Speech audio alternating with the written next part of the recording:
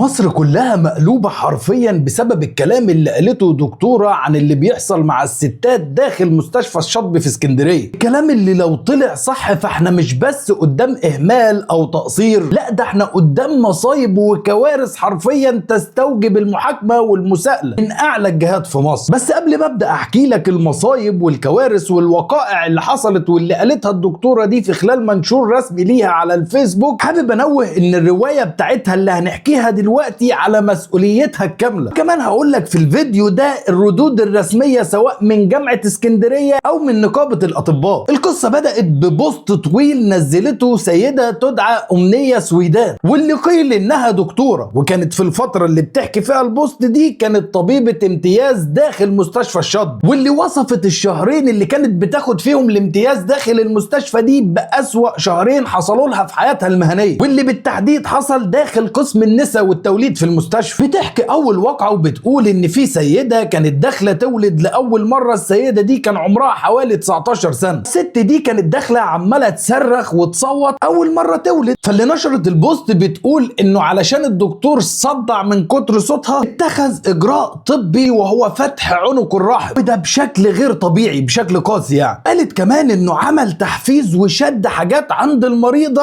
اشبه بالتحرك، اذا ما كانش كده بالمعنى الحرفي يعني. الدكتورة بتقول في خلال البوست بتاعها انها من الصدمة ما كانتش عارفة تعمل ايه، لدرجة انها طلعت وراه بره الغرفة اللي كانوا فيها دي وسألته انه ازاي يعمل كده، فكان رده عليها حسب ما وصفت انه تجاهلها وكأنها ما قالتلوش حاجة. لا وكمان طلع يحكي اللي حصل ده للممرضات بره وقعدوا يضحكوا، وقال لهم علشان تبقى تتمرقع بقى وتصوت. الطبيبة دي حكت واقعة رقم 2 عن اللي شافته داخل المستشفى، ان كان في واحدة عمالة تصوت وداخلة على ولادة. قام الدكتور لطشها بالقلم وقال لها جملتين معرفش اقولهم لك ازاي. قال لها انت جاية تصوتي هنا ولما كنت كان حلو. ده مش كلام انا والله، دي ادعاءات الدكتورة في المنشور اللي نزلته، علشان تكمل وتحكي واقعة تانية لسيدة كانت جاية في حالة معتدى عليها، جاية ومعاها امين شرطة ومحضر بالواقع. بتقول ان الست دي حصل لها مضاعفات ومشاكل في جدار الرحم. قالت ان الدكاترة رفضوا انهم يقدموا لها اي خدمة طبية، ولما الدكتورة دي اتخانقت معاهم علشان مش عايزين يقدموا لها اي خدمة طبية قالوا لها دي واحدة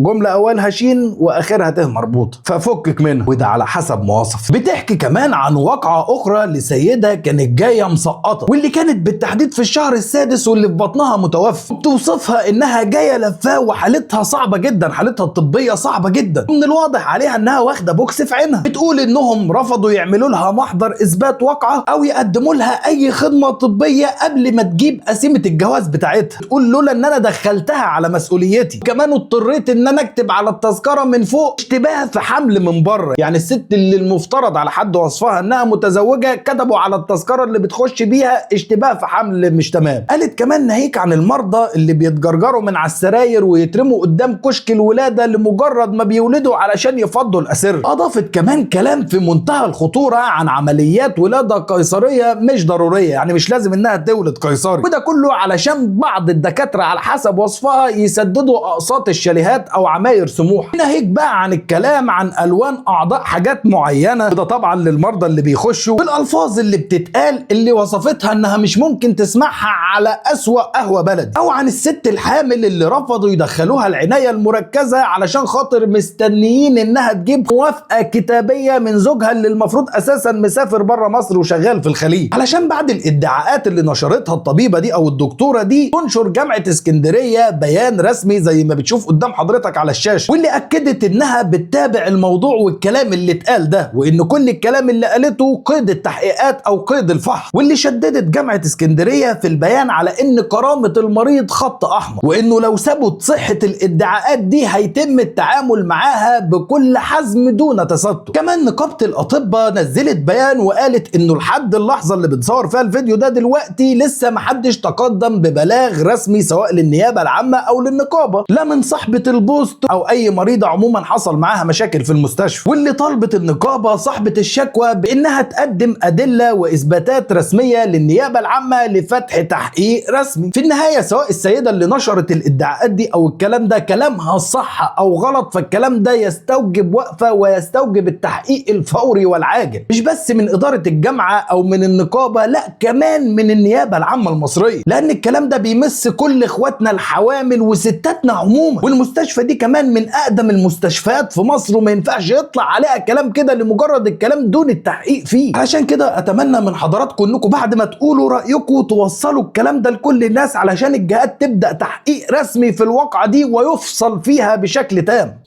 بس كده.